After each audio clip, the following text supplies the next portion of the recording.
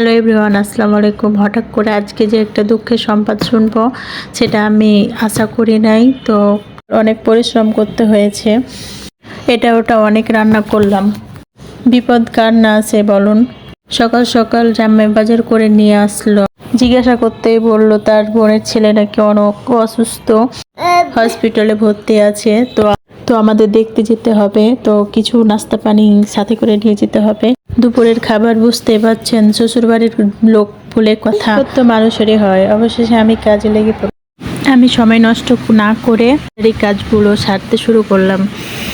আমার বর বলে, দাও আমি মুরগিটা কেটে দিচ্ছি। বললাম থাক, আমি কাটতে পারবো, মুরগি কাটাতে আমিই সেরা।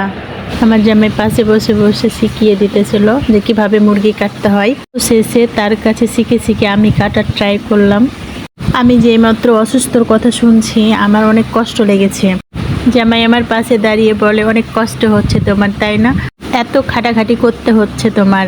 আমি তখন হাসি দিয়ে বললাম যে না, আমার কষ্ট হচ্ছে না।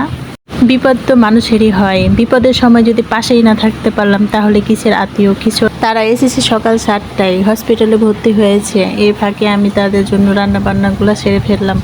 আমার আগের যাওয়াই কথা ছিল, কিন্তু রান্নাবান্নার কারণে আমি যেতে পারি নাই।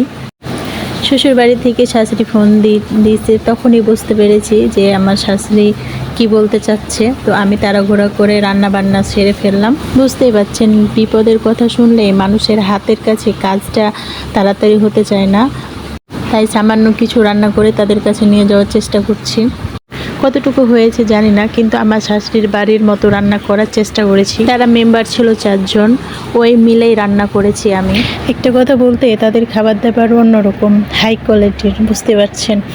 ওইসব কথা মাথা থেকে ছেড়ে দিল, তাড়াতাড়ি করে রান্নাটা করে ফেললাম, কারণ আমার দুপুরের সময় বের হতে হবে রান্নাটা নিয়ে। মাংস কষা রান্না করছি, ডাল রান্না করছি, আর শাক ভাজা। বুঝতে পারছেন, শ্বশুর বাড়ির লোক বলে কথা, বেশি কিছু না দিলে কতই দোষ ধরে। রান্নাটা শেয়ার করলাম কারণ আমার শ্বশুর বাড়ির লোকেরা এইভাবে রান্না বান্না করে, মাংস কষাটা এইভাবেই করে। আমি আবার অন্যরকম ভাই, বিপদের কথা শুনলে মানুষের পাশে না দাঁড়ালে আমার মনটা যেন কেমন কেমন করে। বিপদ তো বলে আসে না, বিপদ মানুষের কখন হয় কখন দেয় আল্লাহ ছাড়া কেউ জানে না। আমার বিপদে মানুষ থাক বা না থাক, আমি কিন্তু অন্যের বিপদে থাকি সবসময়। রান্না বান্না শেষ হয়ে গেল, বরের সাথে বেরিয়ে গেলাম। দেখতেই পাচ্ছেন আমার বর ব্যাগ দুটো নিয়ে নিয়েছে আর বাবুরে কোলে নিয়ে বলে, অনেক কষ্ট করেছো, আর কষ্ট করতে হবে না, আমারে দেওয়া এই দুইটা। রাস্তায় যেতে যেতে আমার ছেলে তো ঘুমে পাগল। অবশেষে হসপিটালে পৌঁছে গেলাম। হসপিটালে যেতে যেতে দেখি এখন খুঁজে পাচ্ছি না সিট। অনেক খোঁজাখুঁজির পর অবশেষে আমি দেখতে পেলাম। হসপিটালের ভিতরে এত পেশেন্ট যে মানুষের জায়গা নাই। শিশু হসপিটালে ভর্তি করার কথা বলেছে, শিশু হসপিটালে ভর্তি করেছি। আপনারা ভাববেন হয়তো বাজে সিটে কেন শুতায়নি, আসলে ডাক্তাররা ওকে নিচে শুতার জন্য বলেছে, এর জন্য সিটে শুতায়নি। তার মা তো আমাদের দেখে অনেক খুশি। আমার ননদের কোলে কিন্তু আরেকটা পুচকু আছে।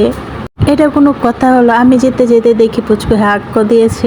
এক কাজের সেই কাজ, আমাকে তখন অবশেষে পটি পরিষ্কার করতে হলো, কারণ তার আম্মা কান্না করতে আসে অনেক, তার ছেলে অসুস্থ। আমি আবার একটু আলগা ফিরিত দেখিয়ে বললাম, দেন আমি পরিষ্কার করে দিতেছি, আমি পাস পরিয়ে দিতেছি।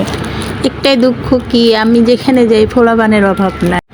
নিজেরটা সামলাইতে পারি না, অন্যেরটা নিয়ে টানাটানি করতে আসে। এটা কোনো কথা হলো, নিজেরটারই তো সামলাইতে পারি না আমি ঠিক মতো। যাই হোক, একটু ভালো কাজ করে যদি ভালো হওয়া যায়। কথার ভিতরে কথা, আমার ননদ আবার বলতে আছে, বাবুরে নিয়ে চলে যান। আমি বাবুরে নিয়ে যেয়ে কি করতাম, আমার ঘরে তো বাবু, এই অসুস্থ বাবু না, তার ছোট বাবুটাকে বলছে নিয়ে যেতে। সে তো দুধ খায়, আমি নিয়ে যেয়ে কী করতাম, এই বলে তারে আমি নিয়ে আসলাম না। কখন কান্না শুরু করে দিব, তখন আর তো যাওয়া যাইব না, এখান থেকে হসপিটাল অনেক দূর। এই বলে সান্ত্বনা দিয়ে সেখান থেকে বের হয়ে চলে আসলাম। অনেকক্ষণ পর আসছি, সন্ধ্যার পর। দেখতে পাচ্ছেন আজকে অনেকটা জার্নি করা হয়ে গেছে। তো সবাই ভালো থাকবেন, আল্লাহ হাফেজ।